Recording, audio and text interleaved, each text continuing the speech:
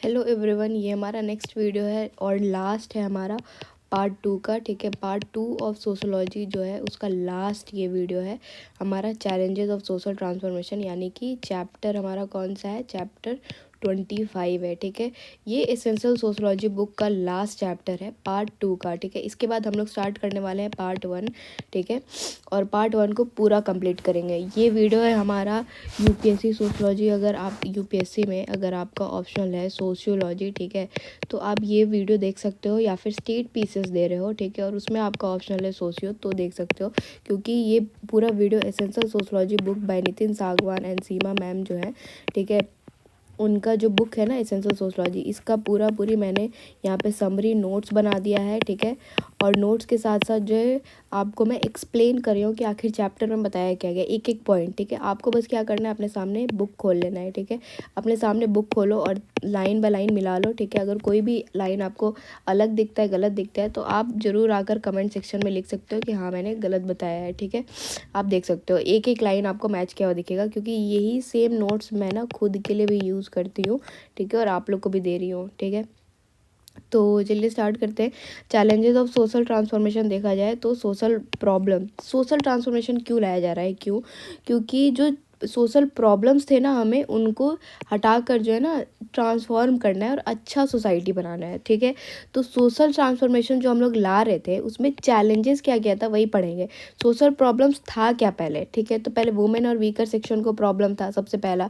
फिर जो लो अवेयरनेस था, लो वेन्यू था लोगों को कि हम सोशल मोबिलिटी भी हो सकता है। सोशल मोबिलिटी लोग नहीं कर पाते ना, जो लोअर स्ट्रेटा पे थे, गरीब थे, पोवर्टी में थे, लोअर कास्ट के थे, वो हमेशा नीचे ही रह जाते थे, अपर वाले अपर ही रहते थे। ठीक है, निर्भया केस से भी पता चलता है कि वुमेन लोग कितना अनसेफ हैं।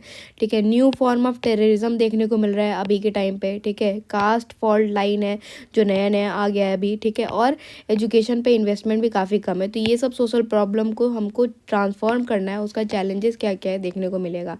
ठीक है, क्राइसिस ऑफ डेवलपमेंट अब नेक्स्ट हेडिंग है। क्राइसिस ऑफ डेवलपमेंट क्या क्या है, मतलब displacement, environmental problem and sustainability, ये सब के बारे में हम लोग पढ़ेंगे। ठीक है, तो डेवलपमेंट की वजह से क्या क्या होता है, डिस्प्लेसमेंट होता है, इन्वायरमेंटल प्रॉब्लम आता है, और सस्टेनेबिलिटी भी हम लोग नहीं कर पाते हैं, यही बताया जा रहा है। ठीक है, तो डेवलपमेंट मतलब क्या होता है कि change in the desired direction. Development मतलब कि चेंज आया है बट इन डिज़ायर्ड डायरेक्शन में आया है। ठीक है, तो योगेंद्र सिंह जी इस पे क्या कहते हैं, अब योगेंद्र सिंह जी कहते हैं कि डेवलपमेंट रेफर्स टू, अगर इस तरीके से लिखा हुआ है तो वो उन्हीं का एग्जैक्ट लाइन है। ठीक है, तो यहाँ पे मैंने ये नहीं डाला है, भूल गई हूँ, तो एग्जैक्ट लाइन योगेंद्र सिंह कहते हैं कि development refers to strategy of planned social change. Development मतलब क्या होता है, एक स्ट्रैटेजी है जो प्लान्ड सोशल चेंज लेके आता है, जिसको हम लोग डिज़ायरेबल भी कहते हैं by the members of the society. फिर गुरनार मेडल का क्या कहना है, ठीक है, इनका कहना है कि रैशनलिटी क्या होता है, रैशनलिटी प्री कंडीशन होता है। ठीक है, पहले आना चाहिए rationality of the economic and social development. ठीक है, अगर आपके पास रैशनलिटी पहले आएगा तभी आप इकोनॉमिक और सोशल डेवलपमेंट के ऊपर बढ़ सकते हो इन मॉडर्न वर्ल्ड। इसका कहना है गुरनार मेडल का। ठीक है, उसके पास क्राइसिस ऑफ डेवलपमेंट, उसके ऊपर क्या कहा गया है कि डेवलपमेंट की वजह से क्या क्या क्राइसिस आता है। तो पैराडॉक्सल ये सिचुएशन है, तो देखने को ही मिल रहा है, एक तरफ डेवलपमेंट भी हो रहा है, एक तरफ उधर से उससे प्रॉब्लम भी हो रहा है, तो एक इस तरीके का पैराडॉक्सल सिचुएशन बनता है। डेवलपमेंट विथ नेगेटिव फॉलआउट्स होता है। ठीक है, इसका एग्जाम्पल है कि लाइवलीहुड चला गया, इमोशनल ट्रॉमा होता है, माइग्रेशन करना पड़ता है, इन्वायरमेंटल डैमेज होता है, इनइक्वलिटी बढ़ जाता है, ये सब होता है। फर्नांडिस जी का क्या कहना है कि in the past 50 year around 3 crore लोग जो है डिस्प्लेस हुए हैं। ठीक है, मोर देन 42% ऑफ देम जो है कौन थे, ट्राइबल्स थे। ठीक है, और क्या थे भाई, ट्राइबल्स थे। ठीक है, उसके बाद क्या है कि स्टडी ऑफ महाराष्ट्र बताता है, इनका ही है फर्नांडिस का, study of Maharashtra in case displacement पे जो हुआ था, ठीक है, प्रोजेक्ट की वजह से जो हुआ था, तो मेजोरिटी अफेक्टेड जो है ट्राइबल्स थे, और ओनली 15.8% फैमिली को ही सिर्फ लैंड मिला था। मतलब उनका डिस्प्लेसमेंट तो एक पहले से हो गया। ठीक है, और उसके बाद जो है उन लोग को बोला गया कि हम आपको लैंड दे देंगे इसके बदले में, लेकिन सिर्फ उनमें से 15.8% लोगों को ही लैंड मिला। ठीक है, ये था। उसके बाद नेक्स्ट है हमारा, ये जो टैबुलर फॉर्म में अगर दिया रहेगा तो वो ना बुक में नहीं दिया है, मुझे लगा कि डालना चाहिए तो मैं डाल दी हूँ। ठीक है, यहाँ पे क्या है भाई, हम लोग consequences of development related displacement, ठीक है, जो डेवलपमेंट रिलेटेड डिस्प्लेसमेंट हो जाता है उसका कॉन्सिक्वेंसेस क्या होता है। ठीक है, तो पहले तो सोशल डिस्ट्रप्शन हो जाता है, यहाँ पे एक्सप्लेनेशन और एग्जाम्पल दिया हुआ है। ठीक है, सोशल डिस्ट्रप्शन होगा, ठीक है, डिस्प्लेसमेंट हो गया डेवलपमेंट के चक्कर में, तो सोशल डिस्ट्रप्शन हुआ, यानी कि break down, community break down हो जाएगा, अपना जो सोशल टाई है उन लोग का टूट जाएगा, एक जगह से दूसरे जगह चल गए तो सोशल टाइज चला गया, कल्चर उन लोग का डिसइंटीग्रेट हो जाएगा, दूसरे जगह पे इधर उधर चले गए। ठीक है, displacement due to dam construction बहुत ज़्यादा होता है। ठीक है, जिसकी वजह से ट्राइबल कम्युनिटी को डिस्ट्रप्शन होता है, इसका एग्जाम्पल है ये। ठीक है, उसके बाद इकोनॉमिक इम्पैक्ट पड़ता है, उनका लाइवलीहुड, जॉब लॉस हो जाता है, इकोनॉमिक इंस्टेबिलिटी, पॉवर्टी में भी आ सकते हैं। ठीक है, force relocation of urban development की वजह से ये सब होता है। साइकोलॉजिकल स्ट्रेस बढ़ जाता है, मेंटल हेल्थ इशू जैसे कि trauma, uncertainty, loss of familiar surrounding जब चल जाता है ना तो साइकोलॉजिकल स्ट्रेस बढ़ जाता है। ठीक है, उसके बाद क्या है कि इन्वायरमेंटल कॉन्सिक्वेंसेस क्या होता है कि उन लोग का जो इकोसिस्टम, बायोडाइवर्सिटी वहाँ पे था वो डिस्टर्ब हो जाता है, और फिर क्या होता है कि इन्वायरमेंटल इशू बढ़ जाता है लार्ज स्केल डिस्प्लेसमेंट की वजह से, जैसे कि माइनिंग एक्टिविटी की वजह से होता है, deforestation, habitat loss, infrastructure challenges भी बहुत ज़्यादा हो जाता है कि प्रेशर हो जाता है एग्जिस्टिंग रिसोर्स के ऊपर and service in relocation area. ठीक है, मतलब यहाँ से लोग को भेजा गया यहाँ पे, वहाँ पे पहले से लोग हैं। ठीक है, तो उस एरिया में के रिसोर्स के ऊपर बहुत ज़्यादा भार पड़ जाता है। ठीक है, क्योंकि यहाँ के लोग वहाँ चल गए हैं। ठीक है, अब वहाँ का रिसोर्स लेना चाहेंगे, सर्विस लेना चाहेंगे तो प्रॉब्लम होता है। ठीक है, building a new city, displacing rural population और स्ट्रेनिंग लोकल इंफ्रास्ट्रक्चर, ये इसका एग्जाम्पल इस वजह से होता है। ठीक है, अब यहाँ पे एग्जाम्पल कुछ दिया हुआ है, क्या कंसीडर करो, ये एग्जाम्पल की तरह पे बस बताने की कोशिश किया जा रहा है कि हाइड्रो इलेक्ट्रिक डैम बनाया गया रूरल एरिया में, तो उसकी वजह से क्या हुआ कि डिस्प्लेसमेंट हुआ सेवरल विलेजेस में, जिसकी वजह से वहाँ का सोशल, इकोनॉमिक, एनवायरमेंटल कॉन्सिक्वेंसेस आया और अफेक्टेड कम्युनिटी को बहुत सारे चैलेंजेस फेस करना पड़ा, जैसे कि सोशल बॉन्ड खत्म हो गया, इकोनॉमिक हार्डशिप बढ़ गया, साइकोलॉजिकल स्ट्रेस हुआ, जो मैंने यहाँ पे बताया ना वो सब होता है। ठीक है, तो इसी वजह से ये क्रूशल है कि हम लोग कॉन्सिक्वेंसेस को एड्रेस करें प्लान्ड डेवलपमेंट, मतलब कि through well plan development policies के द्वारा। ठीक है, और प्रायोरिटाइज करें कि वेलबींग अच्छा हो। ठीक है, ऑफ डिस्प्लेस पॉपुलेशन, जो डिस्प्लेस पॉपुलेशन उनका वेलबींग अच्छे से हो, और वो लोग साथ ही साथ हम लोग सस्टेनेबल प्रैक्टिस भी करें। ठीक है, तो यहाँ पे बताया गया है, तो यहाँ पे डोमिनो इफेक्ट होता है। ठीक है, अब यहाँ पे ये जो इतना पॉइंट है ना 8 पॉइंट, ठीक है, ये 8 पॉइंट क्या है भाई, तो ये इसी का कंटिन्यू है, कॉन्सिक्वेंसेस ऑफ डेवलपमेंट। ठीक है, ये मैंने अपने से डाला और यहाँ पे बुक में भी दिया हुआ है तो वो पढ़ते हैं। तो कॉन्सिक्वेंसेस ऑफ डेवलपमेंट क्या क्या होता है, डोमिनो इफेक्ट होता है, जिसकी वजह से क्या होता है कि इधर डिस्प्लेसमेंट हुआ, ठीक है, डेवलपमेंट के चक्कर में, तो ये सेकेंडरी और टर्सरी डिस्प्लेसमेंट भी हो जाता है, ये लोग यहाँ से यहाँ गए और इन लोग को देख कर फिर यहाँ से यहाँ गए, तो इस तरीके से जो डिस्प्लेसमेंट होता है।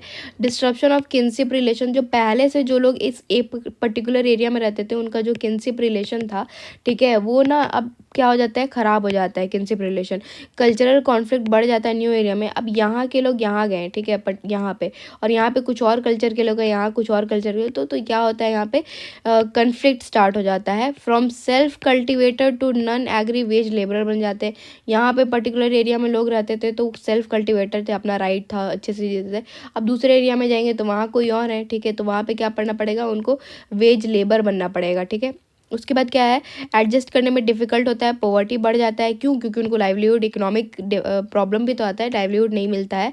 फिर मृदुला सिंह क्या कहना है इनका कि रिहैबिलिटेशन पॉलिसी ऑफ्टन जो है ब्लाइंड कर देता है to the rights of women, मतलब रिहैबिलिटेशन पॉलिसी जो है ना लाया गया है जितना भी, तो वो ना राइट ऑफ वुमेन उसको तो देखा ही नहीं जा रहा है। ठीक है, रिहैबिलिटेशन पॉलिसी लाया जा रहा है लेकिन वुमेन के राइट के ऊपर तो नज़र ही नहीं डाला जा रहा। कल्चरल थ्रेट भी हो जाता है, क्यों, उनका कल्चर जो है आइसोलेटेड हो जाता है। ठीक है, तो ये सब प्रॉब्लम है डेवलपमेंट का। अब नेक्स्ट देखते हैं यहाँ पे गवर्नमेंट इनिशिएटिव क्या क्या लाया गया है ताकि डेवलपमेंट की वजह से जो डिस्प्लेसमेंट हो रहा है उसको हम लोग ठीक कर सकें। ठीक है, तो थोड़ा सा और इसको जूम कर लिया जाए ताकि आपको अच्छे से दिखे। ठीक है, तो यहाँ पे गवर्नमेंट इनिशिएटिव है, यहाँ एक्सप्लेनेशन और यहाँ एग्जाम्पल है, ठीक है। तो रीसेटलमेंट एंड रिहैबिलिटेशन लाने का कोशिश किया जा रहा है, जैसे कि सरदार सरोवर डैम प्रोजेक्ट जो इंडिया में लाया गया था, इम्प्लीमेंट किया था। तो इम्प्लीमेंट किया था ये क्या कि रीसेटलमेंट और रिहैबिलिटेशन प्रोग्राम भी साथ ही साथ लाया जाए अफेक्टेड कम्युनिटी के लिए, उनको नया घर, लैंड और लाइवलीहुड अपॉर्चुनिटी दिया जाए, ठीक है। उसके बाद कम्युनिटी कंसल्टेशन करने का कोशिश कर रहे हैं, ठीक है। अर्बन डेवलपमेंट प्रोजेक्ट लाने से पहले गवर्नमेंट जो है एक टाउन हॉल में मीटिंग करती है, ठीक है, और उसमें क्या करती है कि कंसल्ट करती है, ठीक है, इन कि हम लोगों को करना चाहिए, फीडबैक लेती है, प्लानिंग प्रोसेस सब कुछ डिस्कस करती है कि यहाँ हम डेवलपमेंट करने वाले हैं और आप अपना जो भी है फीडबैक वगैरह दीजिए, ठीक है। इसमें कौन कौन रहते हैं कि अफेक्टेड कम्युनिटी जो है डिसीजन मेकिंग में जो है आते हैं, ठीक है। उसके बाद स्किल डेवलपमेंट प्रोग्राम्स भी लाती है गवर्नमेंट, जैसे कि इसका एग्जांपल है कि after the closure of mining operation जैसे ही बंद हो जाता है तो गवर्नमेंट इंट्रोड्यूस तुरंत करती है स्किल डेवलपमेंट प्रोग्राम, ठीक है। कहाँ पे, तो जो अफेक्टेड वर्कर है ना उन लोग के लिए, ठीक है। और फिर जो है for roles in emerging industry, जो वो लोग क्या करेंगे इमर्जिंग इंडस्ट्री में अपना कंट्रीब्यूट कर पाएंगे, ठीक है। तो स्किल डेवलपमेंट प्रोग्राम जो है देती है जो लोग डिस्प्लेस्ड हो गए हैं, ठीक है, ताकि उनको एक अल्टरनेटिव एम्प्लॉयमेंट अपॉर्चुनिटी मिल सके, ठीक है। इन्वायरमेंटल कंजर्वेशन करती है गवर्नमेंट, जैसे कि जब कंस्ट्रक्ट हो जाता है न्यू हाईवे फॉर एग्जांपल, तो गवर्नमेंट जो इन्फोर्स कर सकती है कि वहाँ पे जो है प्रोटेक्ट किया जा सके वाइल्ड लाइफ हैबिटेट को, और वहाँ पे प्लांट किया जा सके ट्री को। जैसे आप हाईवे में भी देखोगे ना, बीच में जो है ना बहुत सारा पेड़ रहता है, ऐसे बीच में हाईवे के बीच में पेड़ पेड़ ऐसे उगाया जाता है। तो यही है कि डेवलपमेंट भी हो गया, साथ ही साथ इन्वायरमेंट पे भी हम फोकस कर रहे हैं, ठीक है। फाइनेंशियल कंपनसेशन भी दिया जाता है, जैसे कि लैंड एक्विजिशन किया गया पावर प्रोजेक्ट के लिए, वहाँ पे पावर प्रोजेक्ट बनाया जा रहा है, पावर प्लांट बनाया जा रहा है, ठीक है। तो उससे क्या होगा कि कंपनसेशन दिया जाता है वहाँ पे वहाँ के लोग को, ठीक है, मार्केट वैल्यू ऑफ लैंड के हिसाब से, और इंश्योर किया जाता है कि लैंड ओनर जो है उसको फेयर शेयर मिले, ठीक है। ये नहीं कि उनका लैंड ले लिए और उनको जो है बोल दें कि अब चलिए आप जाइए यहाँ पे पावर प्रोजेक्ट बनेंगे, ऐसा नहीं करती है गवर्नमेंट, ठीक है। इतना कुछ गवर्नमेंट कर रही है। और साथ ही साथ एक्स्ट्रा देखते हैं यहाँ पे नेशनल ग्रीन ट्रिब्यूनल भी बना हुआ है। ये क्या देखता है, पॉलिटी में आप जानते होगे, ट्रिब्यूनल के बारे में पढ़े होगे, तो क्या है भाई, तो नेशनल ग्रीन ट्रिब्यूनल देखता है जितना भी इन्वायरमेंटल रिलेटेड केसेस वगैरह है, तो ये नेशनल ग्रीन ट्रिब्यूनल देखती है उसको, ठीक है। ग्रीन बेंच भी सुप्रीम कोर्ट में बनाया गया है इंडिया में, ठीक है, ग्रीन बेंच, ठीक है, जो कि इन्वायरमेंटल रिलेटेड केसेस को देखेगी। 2014 में जो है एयर क्वालिटी इंडेक्स को लाया गया ताकि एयर क्वालिटी को नापा जाए, और इंटरनेशनल इनिशिएटिव भी जो है इंडिया उसको जो है ये साइन की हुई है, और इंटरनेशनल इनिशिएटिव को जो है इंडिया मीटिंग में जाती है, जैसे कि क्योटो प्रोटोकॉल, अर्थ समिट, इन सब में, ठीक है। तो ये हो गया हमारा डेवलपमेंट से रिलेटेड डिस्प्लेसमेंट के ऊपर, ठीक है। अब हम लोग आगे बढ़ते हैं। अब हम लोग का नेक्स्ट हेडिंग आ रहा है पोवर्टी, डिप्रिवेशन एंड इनइक्वलिटी। सबको ये पता होगा पोवर्टी क्या है, डिप्रिवेशन है क्या है, और इनइक्वलिटी क्या है। डिप्रिवेशन मतलब क्या होता है, deprivation in well being compromise करता है मेनी डायमेंशन, ठीक है। अगर डिप्रिवेशन है तो उसमें बहुत सारा डायमेंशन है कि उनका जिसको डिप्रिवेशन होगा उसका इनकम लो होगा, ठीक है, और वो बेसिक गुड्स एंड सर्विसेज नहीं एक्वायर कर सकते, वो होगा। पोवर्टी क्यों इंडिया में आ गया है, ठीक है। पहला काउज है ब्रिटिश रूल, जो हम लोग को बहुत गरीब करके चला गया है, ठीक है। ब्रिटिश रूल तो हमारे घर का मतलब इंडिया का सब कुछ लेके चला गया है, ठीक है। और इंडियन सोसाइटी जो है एक एग्रेरियन सोसाइटी था, तो उससे भी पोवर्टी देखने को मिलता है ब्रिटिश के जाने के बाद। मार्केट इनइक्वलिटीज़ भी बहुत ज़्यादा है, वो भी किसका देन है, तो ब्रिटिश का देन है, ठीक है। लैंड टेन्योर सिस्टम है, ठीक है, लैंड टेन्योर सिस्टम जो आया था उसके वजह से भी जो है पोवर्टी है, पोवर्टी ड्यू टू इतना काउज है, बुक में लिखा हुआ है, ठीक है। अब हम लोग देखते हैं पोवर्टी क्यों है, ठीक है। पोवर्टी क्यों है, तो इकोनॉमिक काउज क्या है, educational cause, social cause, population की वजह से, अनएम्प्लॉयमेंट की वजह से, ठीक है, इतना सारा लिखा हुआ है, ठीक है। तो हम लोग देख लेते हैं। तो पोवर्टी क्यों है, इकोनॉमिक काउज है कि इनइक्वलिटी है, ठीक है, इनकम में इनइक्वलिटी है, डिस्पैरिटी इनकम है, वेज गैप बहुत ज़्यादा है। अब जेंडर गैप भी देखोगे वेज में है कि मेल को ज़्यादा मिलता है और फीमेल को कम मिलता है, ठीक है। और concentration of wealth in urban area, मतलब जो वेल्थ है ज़्यादातर अर्बन एरिया में ही देखने को मिलता है। ये सब काउज है, इकोनॉमिक काउज है पोवर्टी का, ठीक है। एजुकेशन की वजह से पोवर्टी कैसा है, तो ड्रॉप आउट रेट इंडिया में बहुत ज़्यादा है, ठीक है। और एजुकेशन का बहुत लिमिटेड एक्सेस है, लोग अच्छे से एजुकेशन नहीं ले पाते हैं। और जेंडर डिस्पैरिटी भी है, इस यहाँ पे भी जेंडर डिस्पैरिटी है कि मेल को जो है वो एजुकेशन ज़्यादा है, लिटरेसी रेट भी आप देखोगे, और फीमेल का लिटरेसी रेट देख लोगे तो कम है, ठीक है। सोशल क्या क्या है पोवर्टी का काउज, तो unequal access to resource and services की वजह से, कास्ट जो है चला आता है जॉब और एजुकेशन में, जिसकी वजह से भी पॉवर्टी रह जाता है। और जो लिमिटेड है अपॉर्चुनिटी मिलता है कुछ लोगों को, इस वजह से पॉवर्टी आता है, ठीक है। कुछ लोगों को अपॉर्चुनिटी उतना मिलता नहीं है, ठीक है। और पॉपुलेशन की वजह से कैसे पॉवर्टी है, तो पॉपुलेशन इतना हाई हो गया है तो बेसिक सर्विस नहीं दे पा रही है गवर्नमेंट पूरे टोटल पॉपुलेशन को, ठीक है। और पॉपुलेशन ज़्यादा अगर रहेगा तो रिसोर्स पे भी तो दबाव ज़्यादा पड़ेगा, स्ट्रेन ज़्यादा पड़ेगा, ठीक है, जिसकी वजह से पॉवर्टी है। इम्पैक्ट पड़ रहा है ज़्यादा पॉपुलेशन का जॉब मार्केट में और इंफ्रास्ट्रक्चर में। अब ज़्यादा पॉपुलेशन है तो ज़्यादा लोगों को भी तो एम्प्लॉयमेंट देने में दिक्कत आएगी गवर्नमेंट को, तो वही है, जॉब मार्केट में और इंफ्रास्ट्रक्चर में भी दिक्कत आ रही है। और अनएम्प्लॉयमेंट की वजह से भी पॉवर्टी है, जैसे कि सीजनल अनएम्प्लॉयमेंट आ जाता है हमारा, ठीक है। सीजनल अनएम्प्लॉयमेंट जैसे कि क्या, इसका बेस्ट एग्जांपल है फार्मिंग एरिया में, ठीक है। यहाँ पे क्या होता है कि जो कुछ क्रॉप जो है पर्टिकुलर सीज़न में ही उगते हैं, ठीक है। तो क्या होगा कि जिस सीज़न में उग रहे हैं उस टाइम पे लोग जॉब कर रहे हैं, मतलब जॉब नहीं कर रहे, उस सीज़न में क्या कर रहे हैं वो लोग उसको कर रहे हैं, खेती वेती कर रहे हैं और फिर उसको बेच रहे हैं और कमा रहे हैं। और जिस सीज़न में नहीं वो कोई क्रॉप जो है दे पाती है कुछ, तो उस सीज़न में बैठे हुए हैं, तो हो गया सीजनल अनएम्प्लॉयमेंट। इकोनॉमिक्स में आपने पढ़ा ही होगा, बहुत बेसिक है। और lack of job opportunity in rural area में जॉब अपॉर्चुनिटी मिलता नहीं है। और इनफॉर्मल सेक्टर में तो ज़्यादा लोग इंडिया में इंक्लूडेड है, आपको पता ही होगा, इनफॉर्मल सेक्टर में जो है इंडिया के लोग ज़्यादा हैं, ठीक है। और प्लानिंग कमीशन जो है ना पॉवर्टी के ऊपर, पॉवर्टी को हटाने के लिए बहुत इंपॉर्टेंट रोल प्ले किया है, यहाँ पे मैंने लास्ट में लिखा है, ठीक है। ये हो गया पॉवर्टी डिप्रेशन, ठीक है। अब हम लोग पॉवर्टी को मिनिमाइज़ कैसे कर रहे हैं, ठीक है। तो हम लोग मल्टी प्रोंग एजेंडा लेके आए हैं, जैसे कि हम लोग चाह रहे हैं कि हम लोग डेवलपमेंट करें, लैंड रिफॉर्म लाएँ हम लोग, फिर वेज एम्प्लॉयमेंट, ठीक है, एम्प्लॉयमेंट दिए और वेज दिए, उन लोग को इक्वल वेज भी देने का कोशिश करें, डीपीएसपी में भी हमारा लिखा हुआ है, ठीक है। उसके बाद फिर सेल्फ एम्प्लॉयमेंट देने का कोशिश करें बोल रहे हैं, ठीक है। उसके बाद अनदर हम लोग और किस तरीके से पॉवर्टी को मिनिमाइज़ कर रहे हैं, तो हम लोग कोशिश करते हैं बेसिक नीड्स को पूरा करने का, फोकस किया जा रहा है कि ग्रोथ हो लोगों का, रीडिस्ट्रीब्यूशन हो, ठीक है। और डायरेक्ट टारगेट, जो टारगेट है पॉवर्टी, जहाँ पे पॉवर्टी डायरेक्ट उन लोग को जो है हम लोग प्रोवाइड कर सकें बेसिक एम्यूनिटीज़ एंड ऑल, ठीक है। और इनिशियली कम्युनिटी लेड अप्रोच जो है लाया गया था विद ट्रिकल डाउन अप्रोच, ठीक है। तो पहले हम लोग क्या लाए थे कि एक कम्युनिटी लेड अप्रोच लाए थे। सबसे पहले हम लोग पॉवर्टी हटाने के लिए एक तरीके से देखा जाए तो पंचायती राज इंस्टीट्यूशन भी जो है हमारा कंट्रीब्यूशन ही है। कोऑपरेटिव मूवमेंट लाए, लैंड रिफॉर्म लाए, ग्रीन रेवोल्यूशन लाए, ठीक है, जिससे कि हम लोग क्या करें, ट्रिकल डाउन करें और जो पॉवर्टी का काउज है उसको ख़त्म करें, ठीक है। उसके बाद कॉन्स्टिट्यूशन का गोल है कि हम लोग मिनिमाइज़ करें इनइक्वलिटी। कॉन्स्टिट्यूशन का गोल है ना, कॉन्स्टिट्यूशन गोल है कि हम लोग इनइक्वलिटी को मिनिमाइज़ करें। 5th 5 ईयर प्लान में हम लोग का क्या था नोशन, गरीबी हटाओ, ठीक है, आया था।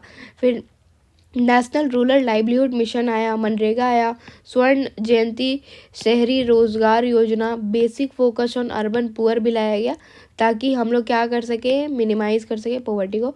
तो इतना सारा कंट्रीब्यूशन था गवर्नमेंट का क्या मिनिमाइज़ करने में पॉवर्टी को, ठीक है। ये आप एग्ज़ाम में लिख सकते हो। उसके बाद हमारा क्या है, नेक्स्ट है हमारा वायलेंस अगेंस्ट वुमेन। वुमेन के अगेंस्ट वायलेंस क्यों हो रहा है, ठीक है, ये चैलेंजेस क्या है, ठीक है, सोशल ट्रांसफॉर्मेशन का। तो वायलेंस क्यों हो रहा है, तो result of unequal patriarchal social structure, ST का मतलब स्ट्रक्चर है यहाँ पे, ठीक है। तो वायलेंस क्यों हो रहा है, क्योंकि वो रिजल्ट है अनइक्वल पैट्रियार्कल सोशल स्ट्रक्चर की वजह से, ठीक है। वायलेंस यहाँ पे दो तरीके के बांटा गया है, ठीक है। एक जो वायलेंस ये सब जो दिखते हैं, और एक लेटेंट वायलेंस है जो सामने नहीं दिखते हैं। जो दिखते हैं वो रेप हो गया, dowry, foeticide and domestic violence हो गया। और जो नहीं दिखते हैं जैसे कि पैट्रियार्की, ठीक है, सामने जल्दी नज़र नहीं आता है, अनइक्वल एम्प्लॉयमेंट, पुअर न्यूट्रिशन मिलता है लड़कियों को, औरतों को, पोर्नोग्राफी और शेयर नहीं मिलता है पेरेंटल प्रॉपर्टी में, ठीक है। Unequal sexual division of labour, बटा हुआ है कि ये फीमेल वर्क है, ये मेल वर्क है, ठीक है। और डिस्क्रिमिनेशन हो रहा है एम्प्लॉयमेंट में भी, ठीक है। अब वुमेन इन हिस्टोरिकल पर्सपेक्टिव देखा जाए तो वुमेन का क्या हिस्टोरिकल पर्सपेक्टिव क्या था, ऋग्वैदिक टाइम पे क्या था। तो ऋग्वैदिक टाइम पे तो पता ही है कि इक्वल जो है ट्रीटमेंट दिया जा रहा था मेन की तरह, ठीक है। और साथ ही साथ जो है एजुकेशन इक्वल मिल रहा था, ठीक है। ब्रह्मचार्य, अंडरगो, ये सब इक्वल था। उपनया सेरेमनी सब कुछ होता था, ठीक है। स्टडी करती थी वुमेन लोग वेदास को, ठीक है, घोषा, अपाला एंड विश्वारा, ठीक है। ये सब एग्जाम्पल है जो वुमेन स्कॉलर्स हैं, ठीक है, घोषा, अपाला एंड विश्वरा, ठीक है। ये लोग हाइम्स भी करती थी, ठीक है, हाइम्स लिखती थी ये लोग, थी। और फिर उस टाइम पर, ऋग्वेदिक टाइम पे सती नहीं था, क्या नहीं था, सती नहीं था, चाइल्ड मैरिज नहीं था, पॉलीएंड्री नहीं था, एंड डॉरी, ये सब कुछ नहीं था। फिर आता है टाइम हमारा लेटर वैदिक पीरियड में, उसमें पता ही है कि पोजीशन बहुत औरतों का डिटोरिएट हो गया, डॉटर को इन ऑस्पिशियस माना गया, ठीक है, इंटर कास्ट जो है हमारा मैरिज वगैरह नहीं था, और विडो रीमैरिज जो है नहीं था, ठीक है, और क्रॉस का मतलब नहीं था, ठीक है, और डॉरी जो है गुप्ता पीरियड के टाइम से डॉरी चला आया, ठीक है, तो ऐसा बुक में लिखा है, ठीक है। नेक्स्ट हमारा लेटर वैदिक पीरियड के टाइम जो वुमेन का कंडीशन काफ़ी डिटोरिएट हो गया, उसके बाद क्या हुआ, इम्पैक्ट ऑफ इस्लामिक रूलर्स कहा गया है, ठीक है, जिसमें क्या है कि जैसे कि जौहर आया, पर्दा सिस्टम, चाइल्ड मैरिज आया, ठीक है, उसके बाद तो वुमेन लोग हिस्टोरिकल पर्सपेक्टिव में इतना ज़्यादा सफ़र किए हैं, ठीक है। उसके बाद अनदर फॉर्म ऑफ चैलेंज आ गया अभी के टाइम पे वुमेन के खिलाफ, क्या क्या, जैसे कि वुमेन को कमोडिटी की तरह, इक्वल टू कमोडिटी की तरह समझा गया है, ठीक है, मार्केटेबल ऑब्जेक्ट की तरह देखा जा रहा है थ्रू एडवर्टीजमेंट इंडस्ट्री, ठीक है, फिल्म, मैगजीन, लिटरेचर, होर्डिंग्स वगैरह में। उसके बाद जो है spending on women's health and education काफ़ी कम है, प्लस देखा जाए तो फैमिली प्लानिंग टारगेट किया जा रहा है वुमेन को, ठीक है, ताकि क्या हो, क्रिएटिंग हेल्थ इनकॉम्प्लीट, मतलब फैमिली प्लानिंग जो है ना वुमेन को जो इंक्लूड नहीं करती है जब फैमिली प्लानिंग, तो उसकी वजह से क्या होता है कि वुमेन का हेल्थ काफ़ी ज़्यादा कॉम्प्लिकेटेड होते जा रही है, ये कहने का चाह रहे, ठीक है। तो अभी अनदर फॉर्म ऑफ चैलेंजेस ये सब आ गया है वुमेन के खिलाफ। अब नेक्स्ट देखते हैं कौन कौन से थिंकर ने क्या क्या कहा है, ठीक है। लतिका सरकार ने कहा कि उन्होंने कहा है कि anxiety is another name of women in India, ठीक है, वुमेन का दूसरा नाम क्या है, एनजाइटी। ऐसा कहा किसने, लतिका सरकार ने। वुमेन जो है सराउंडेड बाय एनजाइटी है, रहती है, ठीक है, फ्रॉम प्यूबर्टी टिल डेथ, ठीक है। क्या क्या किस तरीके का एनजाइटी, तो प्रेगनेंसी का, post delivery anxiety, associated with her family anxiety, ठीक है, तो बहुत सारे एनजाइटी से घिरी रहती है, ऐसा किसका कहना है, लतिका सरकार का, ठीक है। फिर नेक्स्ट उत्सा पटनायक जी का क्या कहना है कि task of economics of dowry देखने को मिल रहा है, तो मतलब इन्होंने किया था, तो उसमें क्या पता चलता है कि टॉक्स टीएल के टॉक्स ये जो है ना इकोनॉमिक डॉरी के ऊपर कही है उत्सा पटनायक, ठीक है। तो इन्होंने क्या कहा है कि डॉरी जो है इन्फ्लिक्ट करता है injury on to the mind of women, ठीक है, औरतों के दिमाग में ना डॉरी एक तरीके का इंजरी की तरह रह जाता है, जिसकी वजह से क्या होता है कि led to fading of worthness, जो औरतों का जो वर्थनेस है ना डॉरी की वजह से वो चला जाता है, ठीक है। इससे ये पता चलता है, दिखाया जाता है कि वुमेन जो है लिव नहीं कर सकती विदाउट मैरिज, इस तरीके से दिखाया जाता है कि डॉरी वॉरी दे वे के शादी करा ही दिया जाता है ज़बरदस्ती, चाहे कितना ही मांगा जाए, ठीक है, दहेज में। उससे ये देखने को मिलता है कि एक औरत जो है बिना मैरिज के रह ही नहीं सकती है, ठीक है, एंड विदाउट हस्बैंड सपोर्ट, ठीक है। अपर क्लास में जो है डॉरी क्यों दिया जाता है, due to affluence. Middle class में डॉरी दिया जाता है स्टेटस के लिए, और लोअर क्लास में डॉरी दिया जाता है कंपनसेशन के लिए, ऐसा उत्सव पटनायक का कहना है, ठीक है। उसके बाद अमर्त्य सेन का क्या कहना है, ये हाईलाइट किए हैं टिल 2011, ठीक है।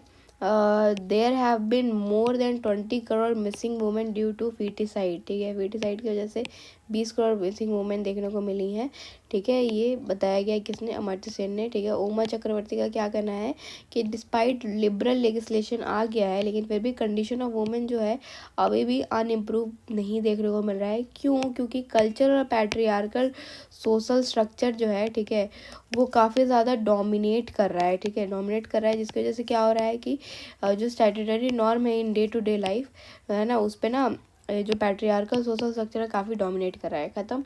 तो बाकी कितने थिंकर ने वुमेन के ऊपर क्या कहा मैंने बता दिया। अब यहाँ पे हम लोग देखते हैं क्या है हमारा कि चैलेंजेस, ठीक है, यहाँ पे आउटलाइन किया जा रहा है challenges face by working women in India. Working women जो इंडिया में है वो क्या क्या चैलेंजेस रोज़मर्रा की ज़िंदगी में फेस कर रही है, देखते हैं। सबसे पहले जेंडर पे गैप देखने को मिलता है, वुमेन को कम पैसा दिया जाता है सेम जॉब के लिए, मेल को ज़्यादा। Work place harassment, sexual harassment, discrimination face करती हैं। लिमिटेड करियर एडवांसमेंट, ठीक है, उनके पास काफ़ी फ्यूअर अपॉर्चुनिटी है for promotion and leadership role के लिए, जल्दी प्रमोशन नहीं मिलता है, ठीक है। वर्क लाइफ बैलेंस नहीं कर पाती हैं, एक तरफ जॉब भी कर रही हैं और फैमिली रोल्स को भी उनको पूरा करना ही है, एकदम कंपलसरी रहता है। स्टीरियोटाइप एंड बायस देखने को मिलता है कि प्रेजुडिस बनना रहता है कि जेंडर जो है ना जेंडर अफेक्टिंग जॉब परसेप्शन, ठीक है। तो ये एक तरीके का स्टीरियोटाइप और बायस बना हुआ है वुमेन के खिलाफ कि जो पर्टिकुलर जॉब है वो लड़की के लिए और कुछ जो है लड़कों के लिए। लैक ऑफ मैटरनिटी सपोर्ट मिलता है, ठीक है, मैटरनिटी लीव जल्दी नहीं मिलता है, चाइल्ड केयर फैसिलिटी नहीं मिलता है, सोशल एक्सपेक्टेशन भी बहुत ज़्यादा वुमेन के ऊपर रहता है कि वो लोग ट्रेडिशनल जेंडर रोल्स तो वुमेन ही करेंगी, ठीक है। उसके बाद नेक्स्ट हमारा आता है यहाँ पे कि गवर्नमेंट इनिशिएटिव, गवर्नमेंट ने क्या क्या इनिशिएटिव लिया है वुमेन के लिए, ठीक है। तो सबसे बेस्ट, ये तो आपको याद ही होगा, बेटी बचाओ बेटी पढ़ाओ सबसे पहले, तो ये इनकरेज करा education of women. Nirbhaya fund लाया गया, ठीक है। ये फंड किस लिए यूज़ किया जाता है कि वुमेन के सेफ्टी के लिए यूज़ किया जाता है, ठीक है। वन स्टॉप सेंटर लाया गया है, ये क्या कर रहा है कि सपोर्ट दिया जा रहा है वुमेन को अफेक्टेड बाय वॉयलेंस, ठीक है, वॉयलेंस, ठीक है। फिर महिला पुलिस वॉलेंटियर है, ठीक है। ये एम क्या करती है कि safety of women public spaces में इंश्योर करती है महिला पुलिस, ठीक है। Volunteer sexual harassment at work place के लिए जो है एक मंडेट ऑर्गेनाइजेशन बनाया गया है कि वर्क प्लेस पे जो हरासमेंट नहीं हो, ताकि उसको एड्रेस कर सके कौन सा कोई एक ये sexual harassment at work place का एक ऑर्गेनाइजेशन बनाया गया है। उज्ज्वला स्कीम लाया गया ताकि एलपीजी कनेक्शन जो है वुमेन को मिले जो बिलो पॉवर्टी लाइन है। इससे क्या होगा, उनका हेल्थ भी अच्छा होगा, ठीक है, और एक तरीके से इन्वायरमेंटल कंसर्न बहुत तरीके का बेनिफिट है, ठीक है, वो भी कम होगा। सुकन्या समृद्धि योजना लाया गया ताकि जो है सेविंग्स किया जा सके गर्ल चाइल्ड के लिए, ताकि फिर बाद में उसको इन फ्यूचर एजुकेशन वगैरह पे लगाया जा सके, ठीक है, जिससे कि क्या होगा, गर्ल चाइल्ड को बोझ की तरह लोग नहीं देखेंगे, ठीक है। फिर हमारा नेक्स्ट क्या है, protection of women from domestic violence act 2005 लाया गया, ठीक है। मी टू मूवमेंट लाया गया, ठीक है, ये भी था। और फिर prevention of sexual harassment of women at work place act है 2013, ये लाया गया, ठीक है, वही वर्क प्लेस हरासमेंट के लिए। और establishment of national commission for women भी है, ठीक है, तो ये भी है एक तरीके से वुमेंट, मैंने यहाँ पे लिख दिया वुमेन, ठीक है, तो ये भी लाया गया है वुमेन के लिए। तो इतना कुछ किया गया इनिशिएटिव वुमेन के लिए, वुमेन का वायलेंस कम किया जा सके गवर्नमेंट के द्वारा। अब हमारा नेक्स्ट आएगा डॉरी सिस्टम इन इंडिया, ठीक है। डॉरी सिस्टम काफ़ी सिंपल है, सबको पता ही होगा, ठीक है। मैंने बस एक ही पेज में आपको पूरा डॉरी सिस्टम कंप्लीट देखने को मिलेगा। डॉरी सिस्टम का काउजेस क्या है, सबसे पहले यही देखते हैं, ठीक है।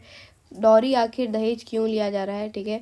सोशल प्रेशर बना हुआ है, एक्सपेक्टेशन इम्पोज किया गया है कि भाई हाँ शादी हो रहा है तो भाई डॉरी तो मिलेगा ही, ऐसा बना दिया गया है, ठीक है। और जेंडर इनइक्वलिटी की वजह से भी हो रहा है, डीप रोटेड प्रेफरेंस किया जा रहा है कि हमारे घर में जो है लड़का ही हमारा जो है ये वंश रहेगा, ठीक है, जिसकी वजह से क्या हो रहा है, डॉरी देखने को मिल रहा है, ठीक है। इकोनॉमिक फैक्टर भी बहुत ज़्यादा है, इकोनॉमिक फैक्टर जैसे कि क्या, फैमिली जो है सीख कर रही है फाइनेंशियल सिक्योरिटी थ्रू डॉरी, ठीक है।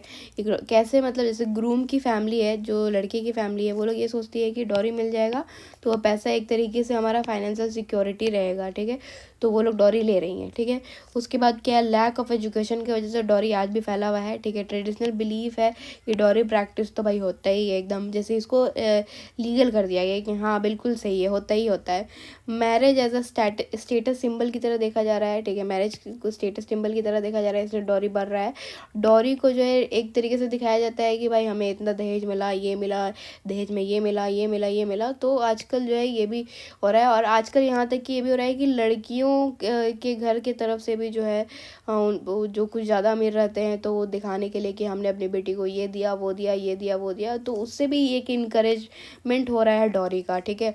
और फियर ऑफ सोशल स्टिग्मा, ठीक है, कि कहीं ना सब कह दे, वही कुछ जैसे कि मान लो कोई फैमिली है, ठीक है, लड़की वाले के, तो उनको ये लगता है कि अगर हम नहीं देंगे तो लोग क्या कहेंगे, ठीक है। और लड़कों वालों को ये लगता है कि अगर हम लोग को दहेज नहीं मिलेगा तो सब हंसेगा कि अरे तुझे तो कुछ दहेज ही नहीं मिला। तो इस तरीके का सोशल स्टिग्मा बना हुआ है कि सोसाइटी क्या जज करेगी, क्या रेपुटेशन रहेगा, ठीक है, इस वजह से भी।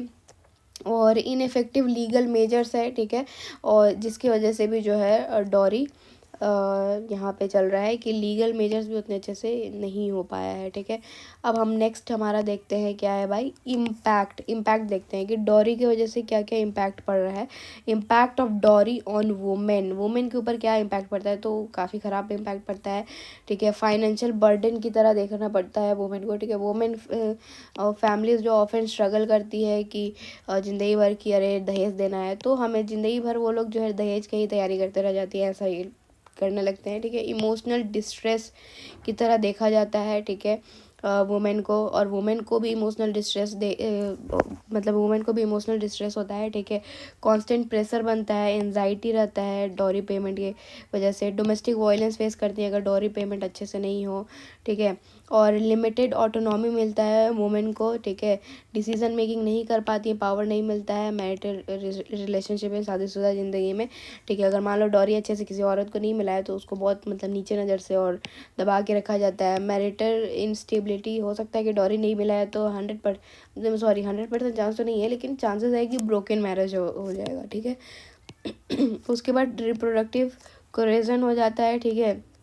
डॉरी नहीं मिलता है तो प्रेशर डाला जाता है कि भाई अब मुझे लड़का ही बच्चा चाहिए, जिसकी वजह जो कि फुलफ़िल करेगा डॉरी डिमांड को, तो उससे भी उनको प्रॉब्लम होता है, ठीक है। उनका हेल्थ ख़राब होता है और मेंटल हेल्थ तो काफ़ी ख़राब होता है, स्ट्रेस, एंजाइटी, डिप्रेशन से गुजरती हैं औरतें, इतना कुछ होता है सोचो। फिर अब देखा जाए तो factors leading to dowry, dowry आज भी क्यों देखने को मिलता है 21st सेंचुरी में, आज भी डॉरी क्यों देखने को मिल रहा है, ठीक है। तो इसका वही सब काउजेज है जो जो ऊपर काउजेज में हम लोग पढ़े ना, ठीक है। तो वही सब देखने को यहाँ पे मिलेगा, जैसे कि कल्चरल नॉर्म्स, ठीक है। डीप रूटेड ऐसे कल्चर ट्रेडिशन ही बना दिया गया है कि डॉरी तो भाई हमारे ट्रेडिशन में है, कस्टमरी बना दिया है। पैट्रियार्कल माइंडसेट आज भी लोगों का है जो जल्दी नहीं गया है। जेंडर बेस्ड एक्सपेक्टेशन है कि दहेज तो मिलेगा ही। इकोनॉमिक डिस्पैरिटीज़ है, ठीक है। सोशो इकोनॉमिक गैप है जिसकी वजह से डॉरी को एक तरीके का फाइनेंशियल डील समझा जा रहा है कि शादी करेंगे तो लड़की वाले की तरफ से जो है 20-25 लाख मिल जाएगा, हो गया भाई हमारा, फाइनेंशियल डील की तरह देखा जा रहा है डॉरी को। क्यों? क्योंकि इकोनॉमिक डिस्पैरिटीज़ है, ठीक है। फियर ऑफ सोशल स्टिग्मा, वही काउजेज में ही है कि सोसाइटी क्या कहेगा, इस वजह से भी आज के लोग ये डॉरी चल रहा है, ठीक है।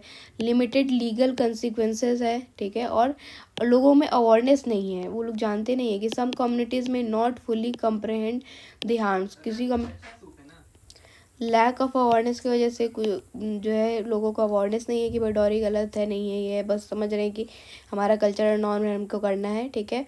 और मैरिज मार्केट डायनेमिक्स, ठीक है। मैरिज को मार्केट की तरह देखने लगे हैं लोग।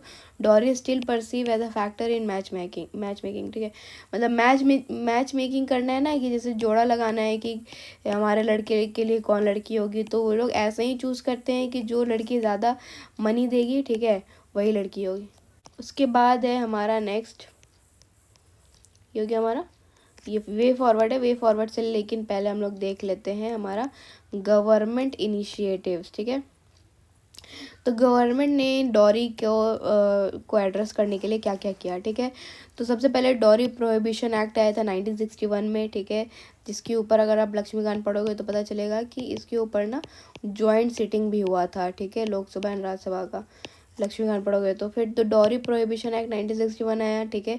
ये लीगल फ्रेमवर्क क्रिमिनलाइज करता है प्रैक्टिस ऑफ डॉरी को। नेशनल कमीशन ऑफ वुमेन बना, ठीक है। ये वुमेन के राइट को इंक्लूडिंग डॉरी सिस्टम इशू को भी देखता है। बेटी बचाओ बेटी पढ़ाओ लाया गया जिससे कि वुमेन को पढ़ाया जा सकेगा, और गर्ल चाइल्ड जो है फिर डॉरी को एक तरीके से ये इनडायरेक्टली एड्रेस किया जा रहा है इससे। वन स्टॉप सेंटर, वही वुमेन के वायलेंस में भी हम लोग यही पढ़े थे, वन स्टॉप सेंटर लाया जा रहा है ताकि वुमेन जो डॉरी रिलेटेड इशू फेस कर रही हैं उसको असिस्ट किया जाए। पब्लिक अवेयरनेस कैंपेन लाया जा रहा है, ठीक है। कैंपेन एजुकेट किया जा रहा है पब्लिक को कि डॉरी का क्या हार्म है। वुमेन हेल्पलाइन नंबर लाया गया 181, ताकि वुमेन जो फेस कर रही है डॉरी हरासमेंट और वायलेंस को इस हेल्पलाइन पे कॉल करके मदद ले सके। महिला पुलिस स्टेशन है, ठीक है। Special police station dedicated to handling crime against women है, जैसे कि इंक्लूडिंग डॉरी रिलेटेड केसेस भी, तो महिला पुलिस स्टेशन भी बनाया गया है जगह जगह पे। तो ये था हमारा गवर्नमेंट इनिशिएटिव। अब हम लोग देख लेते हैं वे फॉरवर्ड, अगर लिखना पड़ेगा तो क्या करेंगे, ठीक है।